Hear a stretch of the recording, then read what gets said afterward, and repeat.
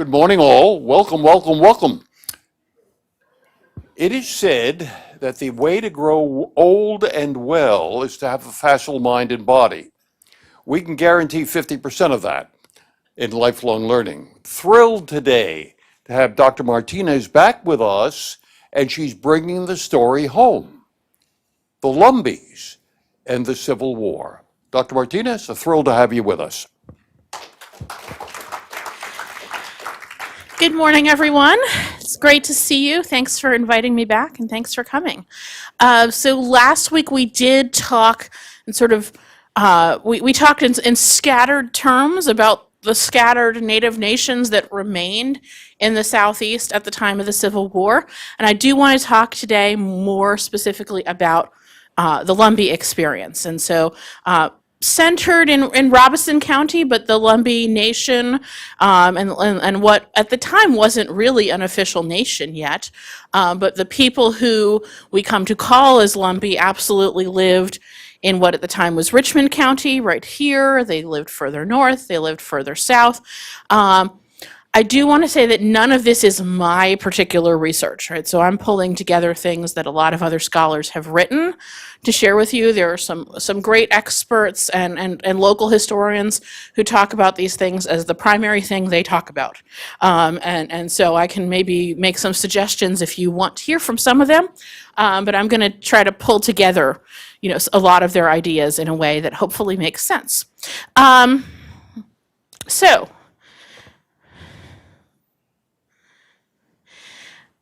I'll try not to spend too much time on the context, but I think we do need some context here. And some of this we talked about last week, but specifically here in North Carolina, we have a new constitution in 1835. And I was just talking about this with my students yesterday.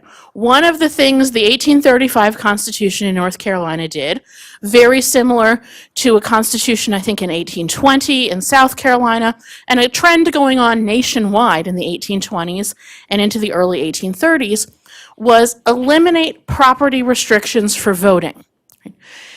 On the whole, the changes to voting meant that more people got to vote, because basically now the law says all white men get to vote.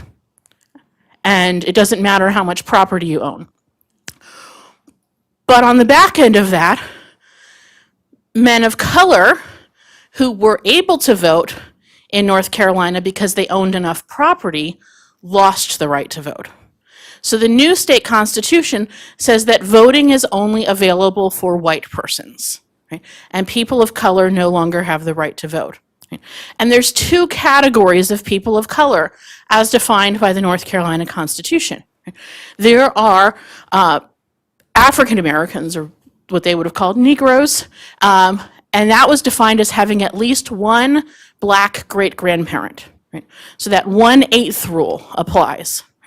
But then there were also this sort of state legal definition of Native people, of Indians, who were not officially members of a tribe, because in order to stay in North Carolina, in the Indian removal process, they had to give up official tribal political identity and commonly held tribal lands in order to hold on to personally held lands. Right? And so what happens to the Native peoples of North Carolina is there are many of them still here. They are in this nebulous sort of legal status where officially under the law they are people of color, which means they don't have the right to vote. They're limited in how much property they can own, and then we get a series of state laws that also say things like they cannot sell liquor. First, it's they can't sell it in a tavern of any sort, and then it sort of whittles it down, although there is still a healthy industry of bootlegging amongst the Lumbee people. They cannot own guns. They cannot, make sure I'm getting the list right. They can't testify in court against white people. They can't marry white people. They can't collect debts against white people. So the law really chips away at the status that Native people had. Right? They still often maintain personal property. right? But all of that communally held land was removed from them. And as we talked about last week, right, the Eastern Cherokee have this adopted son of their nation who's actually white, who is able to start buying up land using Cherokee money, right, and holding it in trust for the tribe. And that becomes the foundation of the Cherokee territory in the eastern part of North Carolina. In the southeastern part of North Carolina, in Robeson, Richmond, Cumberland, and also further south in Marlborough and Marion counties, right, there are pockets of Native people all over the place, and everyone knows that they are Native people, but we can't really pinpoint an exact national identity for them in the 19th century. There's some reports that they're Chiraw, right? So sort of the extension of a tribe that's normally associated with South Carolina. There's some reports that they're Catawba or Tuscarora people who sort of fled the wars of the East Coast and move into the swamps where they'll be less disturbed. There's some reports that they're coming from as far away as Roanoke Island, and they are the descendants of the people of Croatan Island, right? And potentially the lost colony of Roanoke as well, sort of mixing. Absolutely, it is the case that all of the people of the Southeast, whether we call them white, black, or Native, if you can trace your family back to the 1700s in the Southeast, there's some mixing going on there, right? You might not want to admit it, but it's happening, right? Sometimes it's hidden, sometimes it's very obvious, but nobody is 100% anything at this point. And that affects how we see Native people in the legal records, right? And so in South Carolina, there's not this state recognition that Native people continue to exist in the state, other than the Catawba, who they've signed a treaty with, right? So if you head into South Carolina, there's a much greater chance as a Native person, you'll either be defined as white or black, depending on what people think of when they look at you, and if they know who your great-grandparents were and if they can identify them, right? Whereas in Robeson County and into Richmond County, there are people who everyone around knows are Indians of some sort, right? And they often talk about Scuffletown and Indiantown being these places where the Lumbee people are living.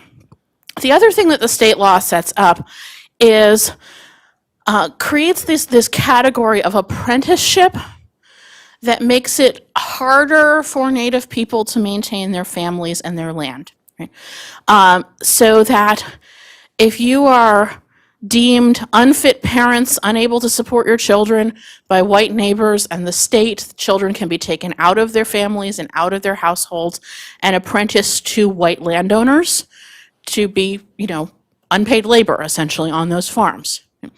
If you are involved in a lawsuit, and of course you can't testify against a white person in said lawsuit, right, it's very easy for people's land to be taken away, and even for full-fledged adults who had land and businesses to be sucked into these apprenticeship agreements and essentially enslaved, right, in the period between the 1835 Constitution and the Civil War. What we also know is that Lumbee people who had land and property used that to try to get a hold of orphans and other impoverished members of the community and keep them within the community, right? So there are some successful Lumbee landholders in the area around what's called Scuffletown. Right? So this is a 1872 map, I think. So you can see Lumberton here, right along the railroad.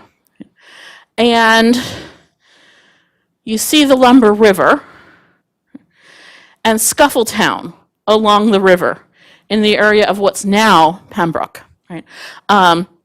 Philadelphus is still there a little bit farther, right? And of course we're out here. Here's Laurel Hill, so we're here, right?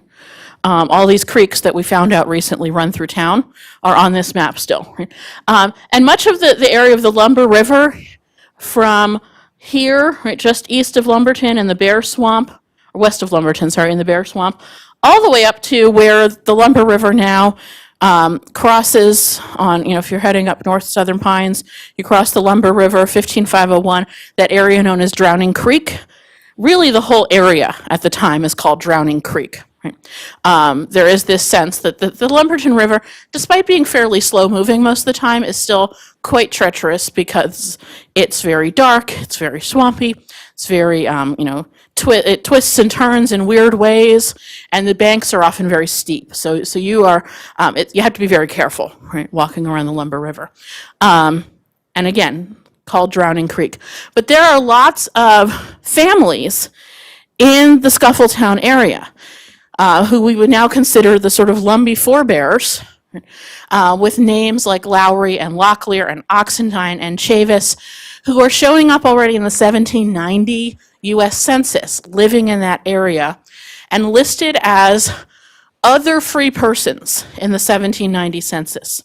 So there's a recognition, in the first sort of government enumeration of who people are, that these people are not white or black. They are something else, but they're not easily identifiable. Right?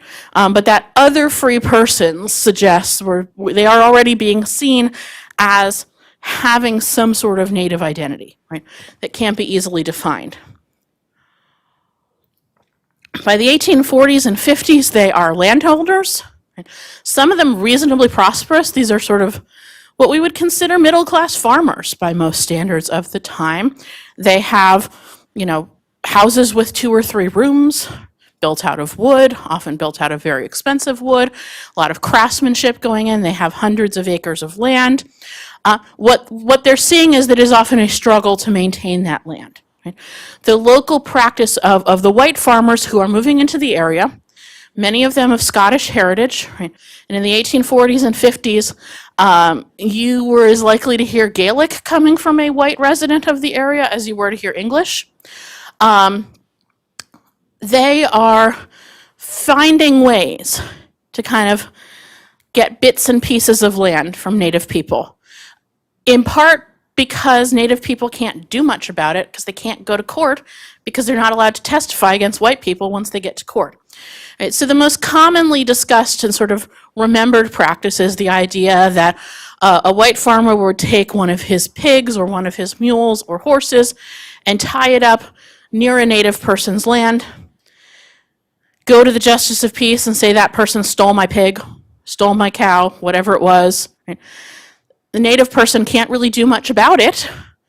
And so it's easier, rather than going to court where you could end up in jail, you could end up losing more, it's easier to sort of sign an agreement and say, okay, take some of my land. Right?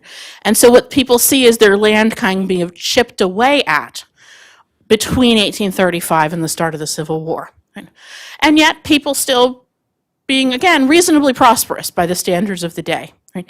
And what we also see is the families that have land and have means are, when children of less fortunate families or when orphans are being taken into the courts for these apprenticeship agreements, we see the Lumbee families, the Lowrys and the Oxendines and the Locklears, trying to get those children and bring them into their own households rather than having them apprenticed out to white people. So we see the residents of Scuffletown using the system to their advantage as much as they can. Right?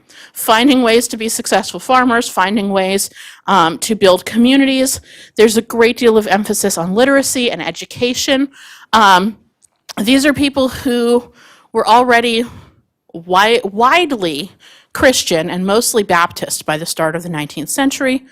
And in the time of the Second Great Awakening, they welcome white Baptist missionaries coming into their communities because those people will set up schools. Question?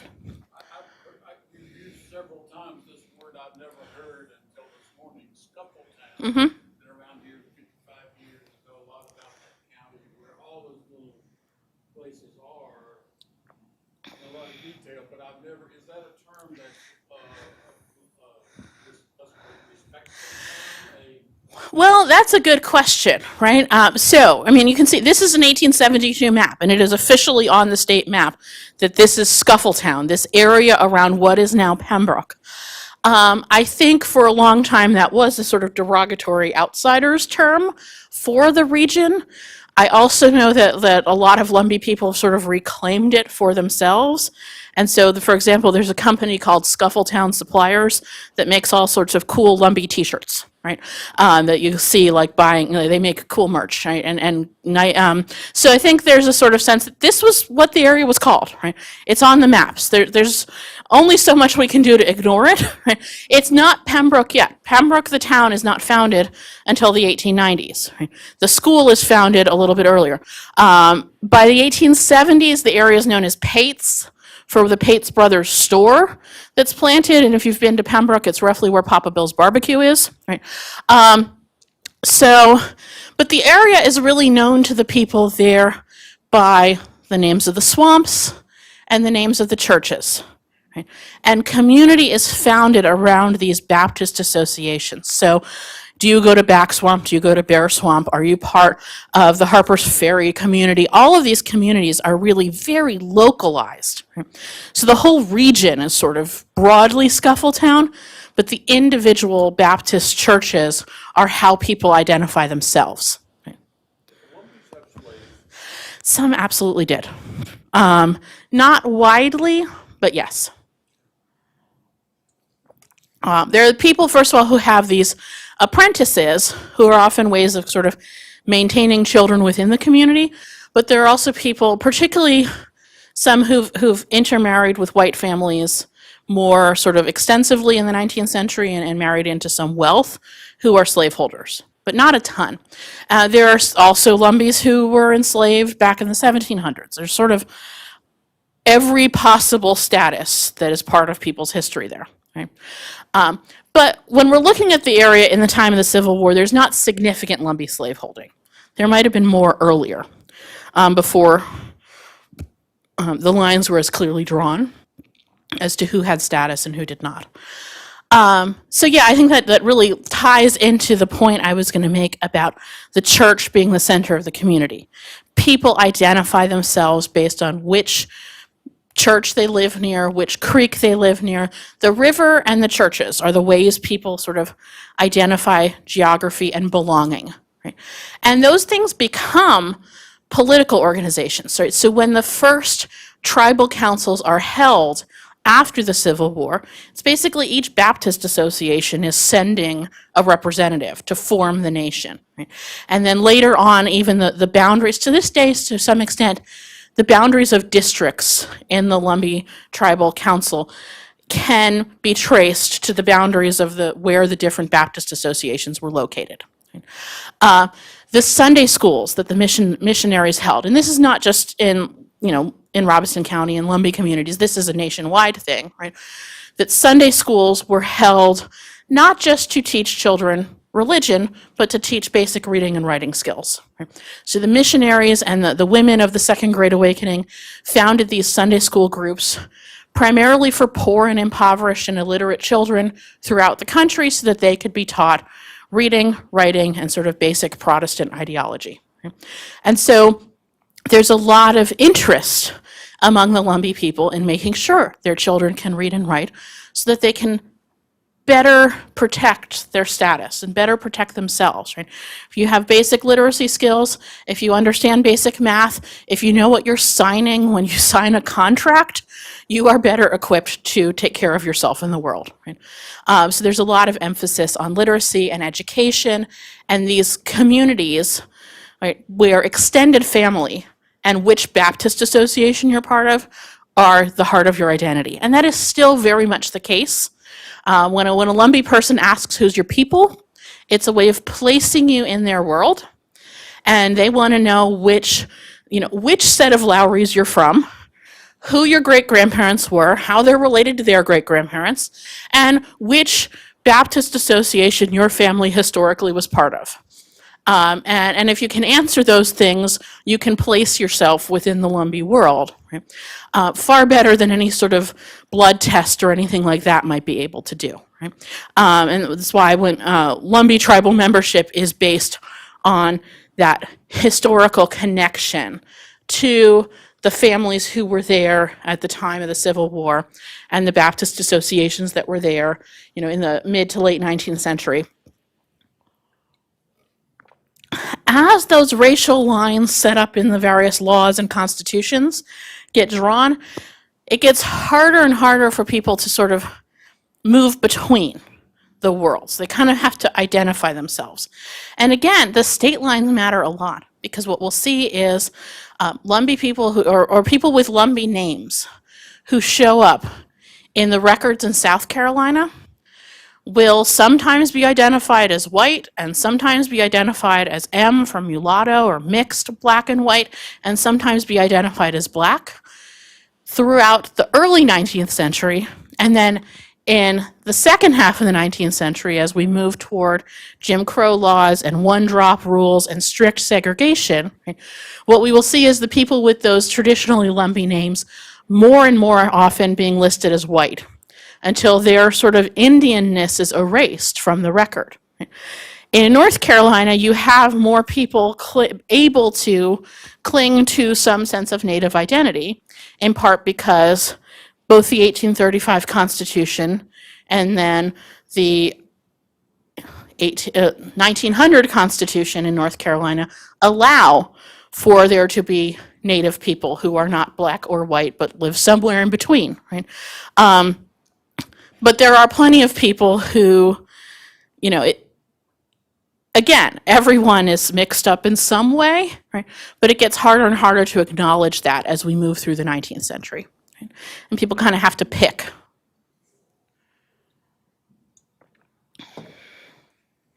Okay, so moving specifically, speaking of things people have to pick.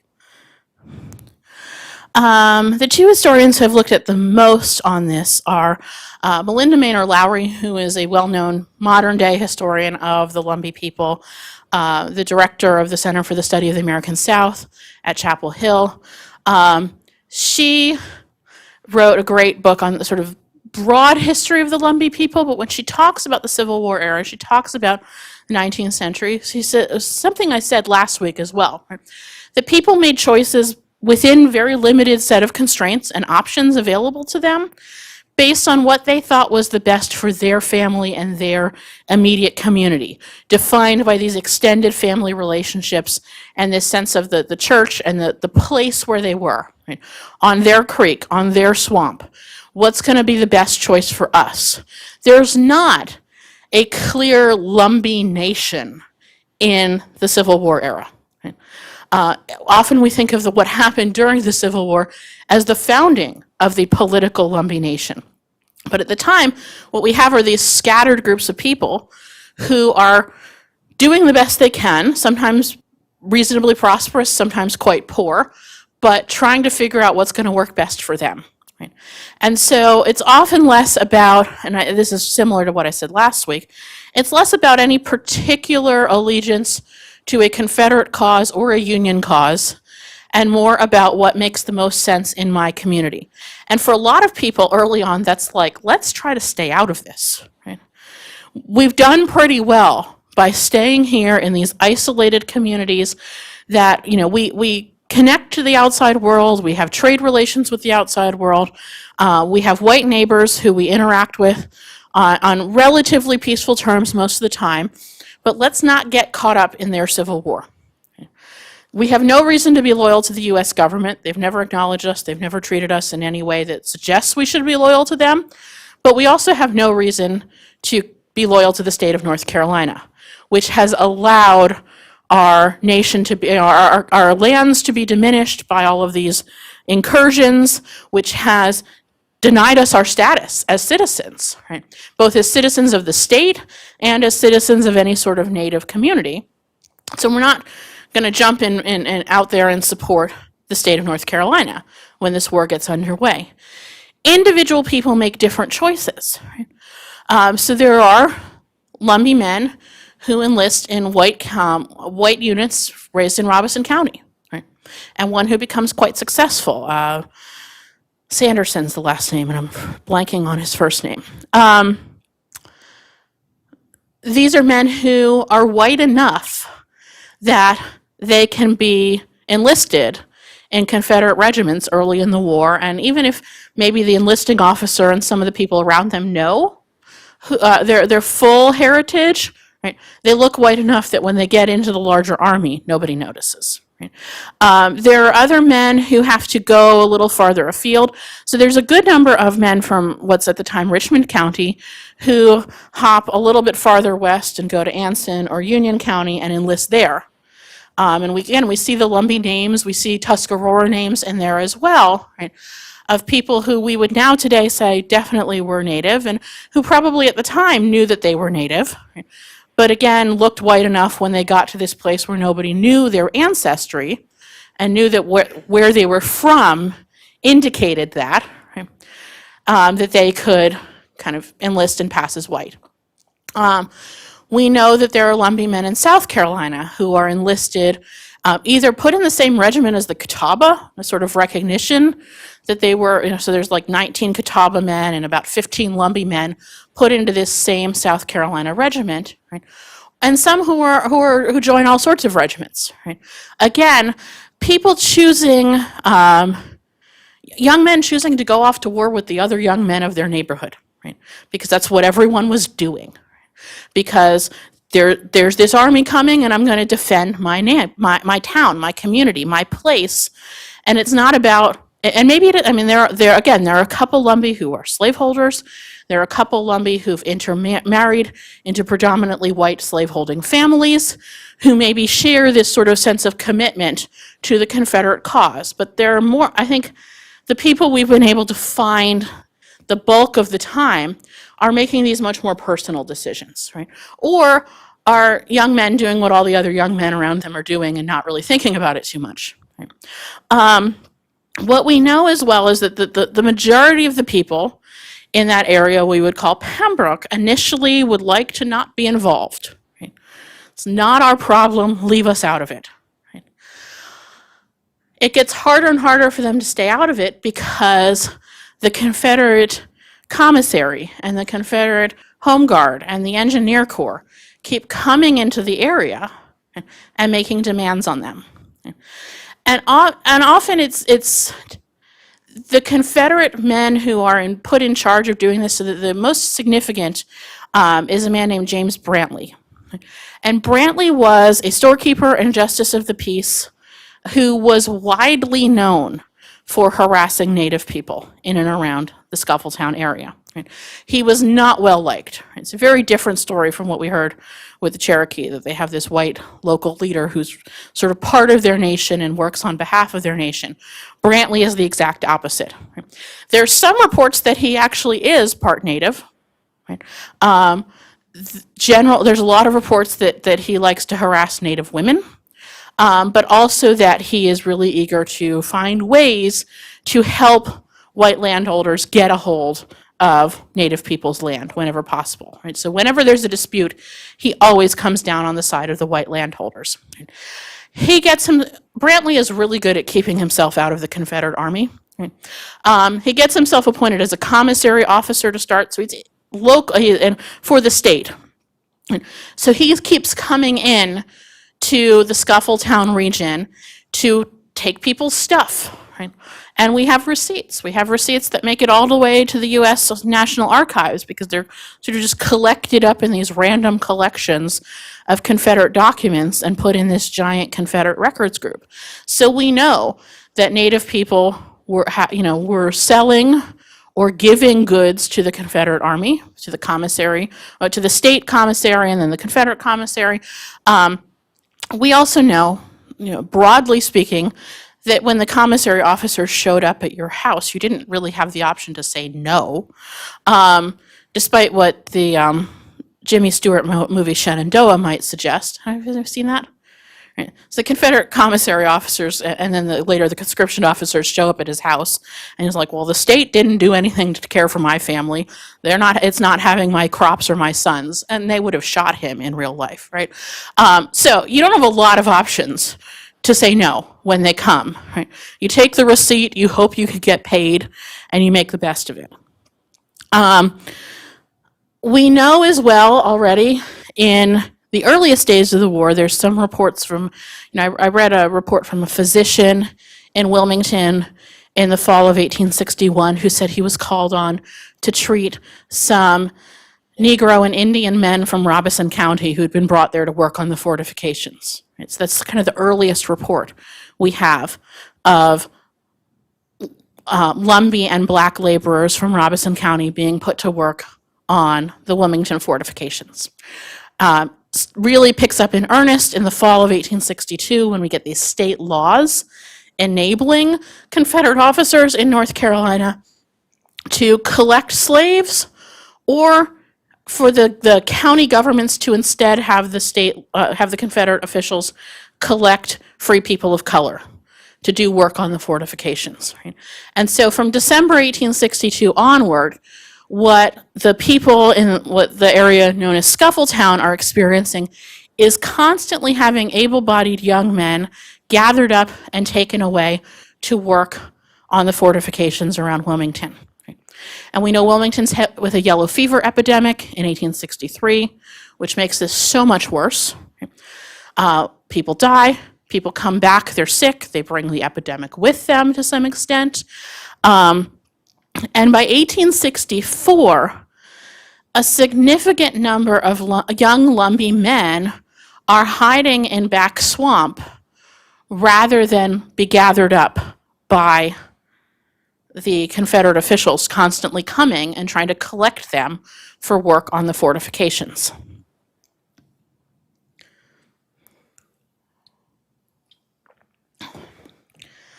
They're hiding on the swamp. They're getting brought food and supplies by their family members. They're raiding white farms to get additional supplies and food. It's mostly about the group that's in the swamp in the early days, and really throughout the whole experience, is mostly about kinship. Right? These are the four sons of Allen Lowry, who's one of the most prosperous farmers in the area. He's in his 70s at the time of the Civil War, so he is not a target for any sort of conscription, but his sons absolutely are. It is their cousins, both their fathers, an uncle on their father's side and his children. So George Lowry was Allen's brother. George's sons are out there in the swamp, but also cousins on their mother's side, the Oxendines, are out there in the swamp with them. There is a black man named George Applewhite, who was married to one of the Oxendine sisters. There's another formerly enslaved man who's potentially a runaway slave who's out there with them. And there's a 17-year-old white neighbor of theirs, Henry McLaughlin, who's out there in the swamps too, also trying to avoid the conscription officers. Right? In December 1864, we have the inciting event that kicks off what's known as the Lowry War. So people are really struggling in the fall and winter of 1864. It's been years of war. It's been the same deprivation we've talked about everywhere, where most of the young able-bodied men have been carted off in some way or another. Right? They've managed to enlist. The white men have been drafted into the Confederate Army, again, roughly 80% of the white male population, maybe more, depends on the area. The Lumbee men and a lot of the black men have been forced to labor on the fortifications. And what happens down there on the fortifications is that the government makes sure that enslaved men are sent back to the slaveholders every couple of months. But the native men and the free black men who are dragged down there are there for 6 months at least at a time. So there's a lot of need. There's a lot of deprivation. The Lowry group, what's often later in the press called the Lowry Gang, it's not terminology they used. We sometimes say the Lowry Band. Right?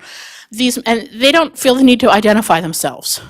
They're all residents of the same community. They're all linked by marriage and kinship. They know who they are. Everyone around them knows who they are. They don't call themselves anything. Right?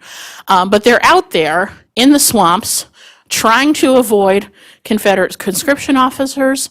We get reports they are sheltering some escapees, Union prisoners who'd been held in the prison in Florence, South Carolina. This is another thing that everyone claims to have sheltered Union prisoners in the aftermath of the war. It's a way to prove loyalty to get money from the Southern Claims Commission. So it's always a little suspect, but there actually are some journals and post-war reminiscences written by men who were held in the prison in Florence who talk about heading north and living in the swamps for several weeks with these Indians who helped them out. So there's some corroborating evidence there. They're raiding the various farms. In December 1864, a white neighbor of Alan Lowry named James Barnes is getting sick of all of this that he's seeing around him, right? And James Barnes, I'm actually not sure why he's not in the Confederate Army. I don't know. He could have been one of these men who was furloughed or detailed, and so drafted, enrolled, given a little bit of training, and then told to go home and grow his crops, because that was actually the most useful thing he could do for the Army. Right? He's a decently prosperous farmer. He owns 2 slaves, right? Sort of middle of the road in the Southern economic system of the time, maybe upper middle class, because he actually owns some slaves. But he is a lifelong resident. He was born in Robeson County. He has settled in this less populated part of the county to get land. But on the whole, up until this moment, he's had fairly good relations with Alan Lowry and his family. But he's sick of Alan Lowry's boys hanging out there in the swamps, stealing people's food and pigs. Right? And so he takes 2 of his pigs and doing what has been done for the last 30 years, puts them on Alan Lowry's property and goes to the Justice of the Peace, who's also now the head of the local Confederate Home Guard, Brantley Harris, right, and says, I'm missing 2 pigs, and I'm pretty sure they're on Alan Lowry's farm. Okay.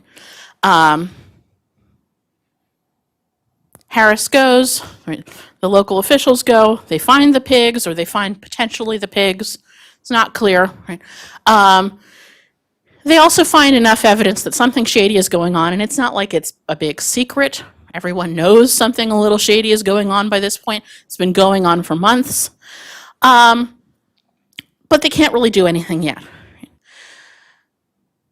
James Barnes continues to complain, continues to cause trouble, and a few days later, screams are heard coming from his farm. The people who arrive there to find him with his jaw shot off, lower jaw shot off, hear him say that it was Alan Lowry's sons. Right? Sort of mumble that out. Right? And he died. Right? But no one can find Alan Lowry's sons. They're too good at hiding in the swamps. Justice of the Peace Brantley Harris finds instead a cousin of theirs, executes him on some trumped-up charges, and then tracks down 2 other cousins, sons of George Lowry, who had gone to the fortifications. They were not hiding in the swamps. Right? They'd gone to the fortifications at Fort Fisher. They'd been sent back on furlough. They were at home. They were doing exactly what they were supposed to be doing. And the Confederate Home Guard rounds them up, says, we're taking them back to the rail station, and at the Moss Neck rail station, kills them both. And Brantley Harris is actually found guilty of murder for this, but the local officials say they can't do anything about it. And so the response by the Lowry gang, the Lowry band, by Henry Berry Lowry and his brothers, is to kill Brantley Harris in exchange for his murder of their 3 cousins. And this really kicks off what's known as the Lowry War. And what we see is increasing, and this is February and March 1865. So imagine you are the local justice of the peace, and a member of your group has been killed. Right? You're hearing reports from everyone in town that there are these Indians running around stealing everyone's stuff, potentially preparing to incite a slave rebellion. And you know Sherman is on his way, right? So all of this is happening in this state of heightened tension and concern and chaos, right? The Fort Fisher has fallen, Wilmington has fallen, the Union Army is sort of moving in from all directions on you. Sherman's not too far away by this point in time. You know they're coming, you don't know exactly when or where. You know that not just his army, but thousands of slaves are following in his wake. And you're hearing these reports that the Lowry Band is not just out there stealing pigs and wheat anymore. They're killing people and plotting a slave insurrection. Right? The latter part has never been confirmed, but we do know that there are these two former slaves, one who I believe had purchased his own freedom. He was a pretty successful bricklayer, and another who I believe was a runaway. Right? So we know that they're sort of not immune. They're not opposed to the idea of having formerly enslaved people in their group. And so all of it's, at this point, anything sounds credible, right? People are living in a land of extreme stress, right? And this constant wondering what's going to happen next. They're also at the same time trying to convince themselves that Stonewall Jackson isn't really dead and he's coming back down to save them. I mean, there's sort of a great deal of both fantasy and also concern. The other thing that happens in the aftermath is that every bad thing that happens to a person during this time period, and any bad thing that happens to a white person during this time period, gets attributed either to the Lowry Band or to Sherman's troops. Even if they are nowhere in the general vicinity where it's likely that was true, even if our best, most logical solution is that their crops were stolen by, or their horse was stolen by Confederate deserters, right? It's all attributed to the sort of two most famous threats at this particular moment of time. So as historians, it becomes challenging to parse out, right, where the Lowry Band actually was at any given point in time, which is deliberate on their part, but also the extent of their fame. By the 1870s, I mean, this is a woodcut from the newspapers.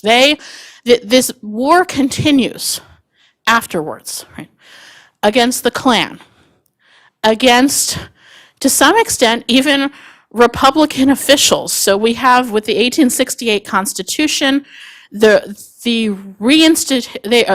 rights for Native men reinstituted, right?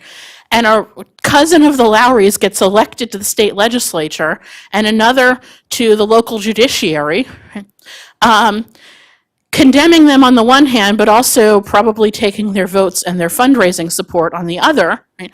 And we have the Republican establishment of the state of North Carolina in the Reconstruction era trying to position itself as the law and order party, right? And throughout the South, the Republican leadership of these Reconstruction states taking a hard line against the Klan, taking a hard line against guerrilla activity, and dealing with the fact that they have this sort of ally in Robeson County who's running around engaged in his own guerrilla activity, right? And so they end up having to come down hard on him as part of this sort of broader solution. But Barry Lowry is not, sort of, again, lots of things attributed him to in the aftermath, but we know that in December 1865, with a bounty on his head, he and his wife, he and Rhoda Strong get married at a wedding feast with apparently 200 extended relatives in attendance and everyone bringing all the food they had for a multi-day celebration. He escapes from prison at least twice, possibly more. Shows up, there's a bounty on his head in 1871, and a trainload of militia gets sent up from Wilmington to try to capture him, and they get off the train at the Moss Neck station, and he's waiting there for them with a barrel of cider to welcome them, and then he runs off into the swamp, and they can't find him. He disappears in 1872. Right? Several members of his group are arrested. One is executed. Right? The rest just sort of go back to obscurity.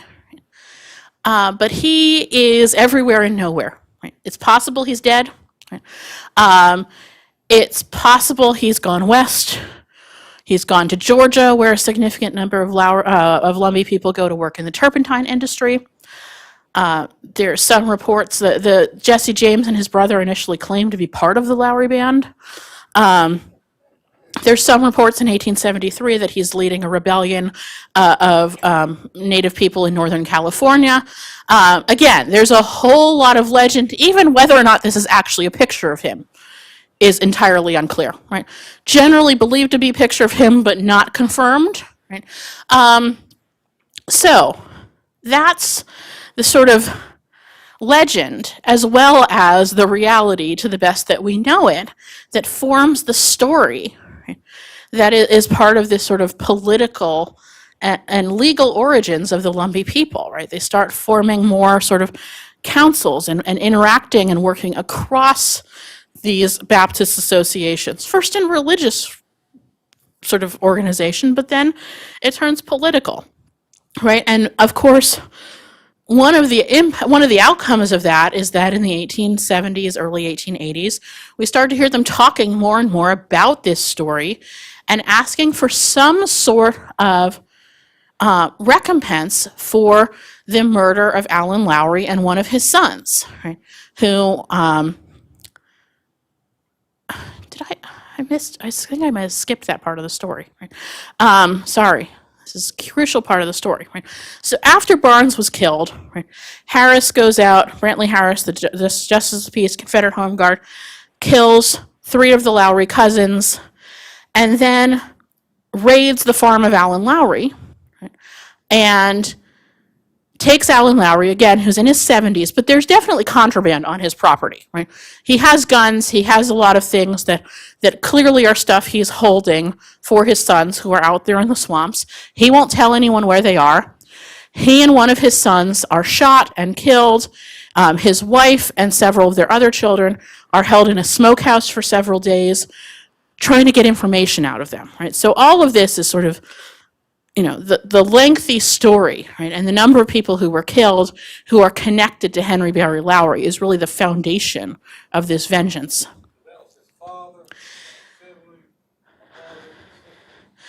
So his mother was not killed, but she was held prisoner briefly. But yes, Henry Berry Lowry's father and one of his brothers are killed in the fall. Another brother had died earlier, at least 3 of his cousins, right? So there's this, like, he is now, out for vengeance as well as to defend and support his community, right? And he sees it as that. And he has family members who say he's wonderful. He has family members who say he's terrible. The reports amongst all people at the time are mixed. There's a very clear class basis in sort of who he's rating and who he's supporting, and that comes out in how people talk about him afterwards as sort of this Robin Hood figure who's going out and stealing from the rich and giving to the poor. The written account we have that's the most sort of contemporaneous was Mary Normand. Mary Normand's father was a justice of the peace, was one of the people killed, one of the white people killed in the Lowry War. So we have her account, and we think it's fairly comprehensive and accurate, but also from the perspective of somebody who was directly harmed. And that's, something we have to deal with when we read it. But we don't have a lot of other written accounts from the time. We have all of the stories that have been handed down. Oh, did I lose this? I think it's just my thing went out. Okay. So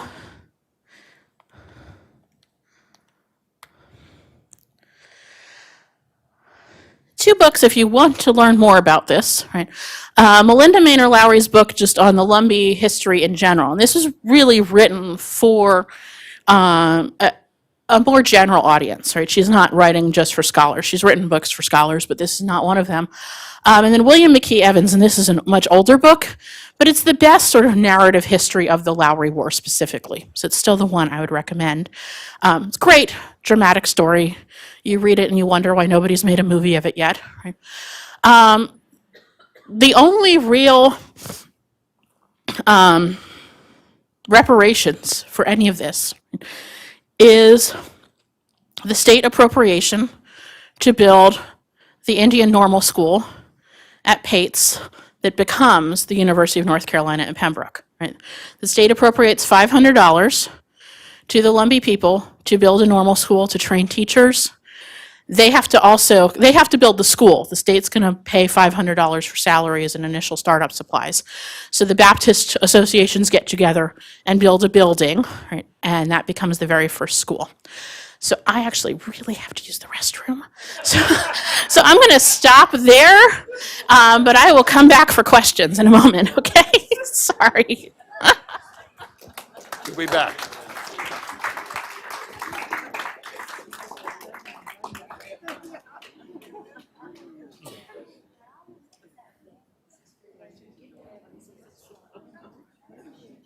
Unless you have a question, you are dismissed for lunch.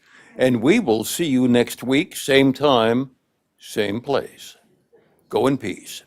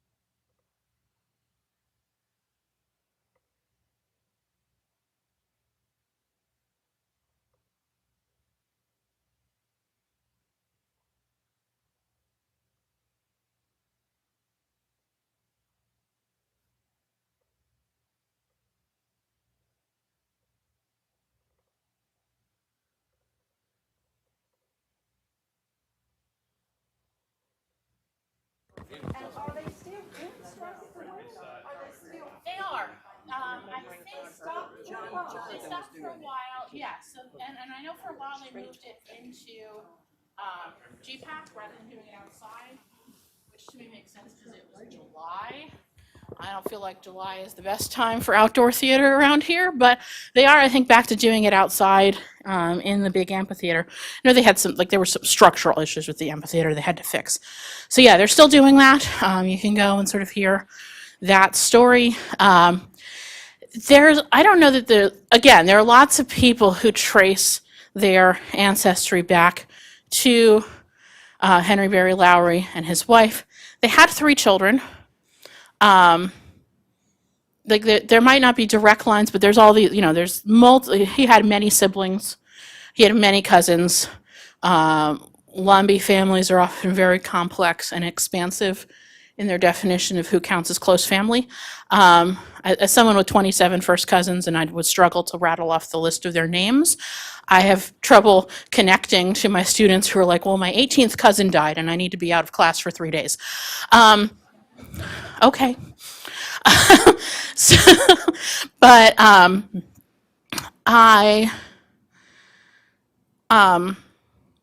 do so if you go to Pembroke and you go to the museum, there's a quilt there that is reputed to be made by Henry Berry and Rhoda Lowry's daughter. right?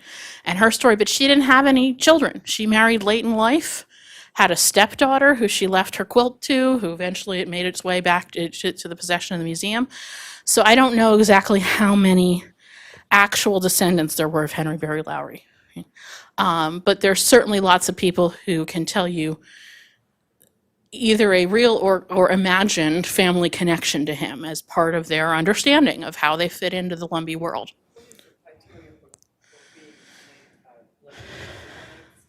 It's not really about any sort of this is my understanding, right? And I don't know all the details. I could find out a little bit more. But they're really much more invested in connection to the traditions and the culture and the community rather than some sort of what's known in Native terms as a blood quantum. In part because the blood quantum was invented by the US government, and it's incredibly suspect from the beginning, right? So in the 1930s, Bureau of Indian Affairs officials come into Robeson County and try to categorize all of the Lumbee people as to what percentage Native they are, and the results are baffling. People who everyone knows as full siblings are given different percentages, right? It's just people who, it's government bureaucrats who have no real basis of knowledge or expertise, and certainly nothing resembling a modern DNA test, looking at people's children and saying, you're half, you're less than half.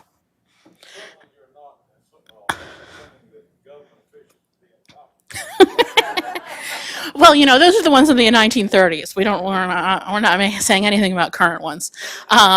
But so there is a sense in a lot of Native communities that relying on these things that came from people who were not qualified and also did not make these designations with Native communities' understandings of themselves and of their best interests in mind, right?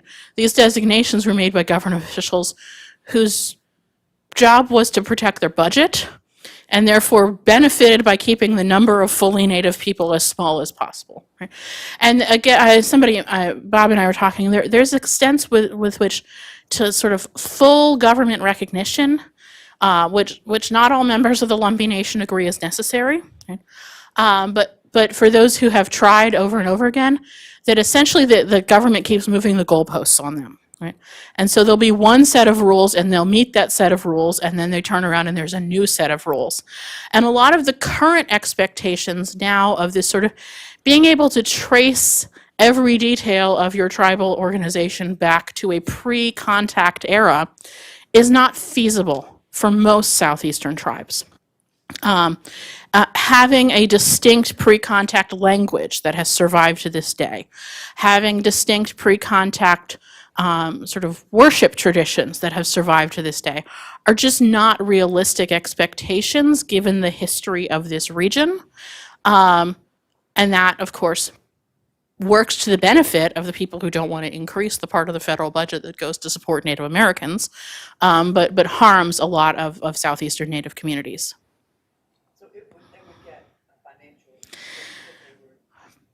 Yes, I mean, there would be some appropriate, there's budgets, there's things that go specifically to Native people, but there's even lawsuits about employment. There's certain jobs in the Bureau of Indian Affairs and even at like the Smithsonian National Museum of the American Indian that in order to qualify for them, you have to be a member of a federally recognized tribe.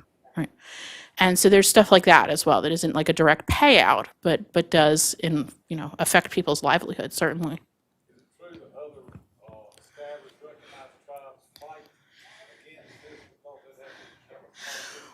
Yeah, so the Eastern Cherokee have been generally opposed to the Lumbee getting full federal recognition on the grounds of some of the things we talked about, right? That, well, they're mixed, and so you can't determine who really counts, and they don't have a language anymore, and they don't. So, like, they use all these cultural arguments, and those things are true, but that, again, requires you to have a very specific definition of who gets to be considered a Native person, but also there is a financial reality to this that, like, the Eastern Band of Cherokee Nation currently are the only federally recognized tribe in North Carolina.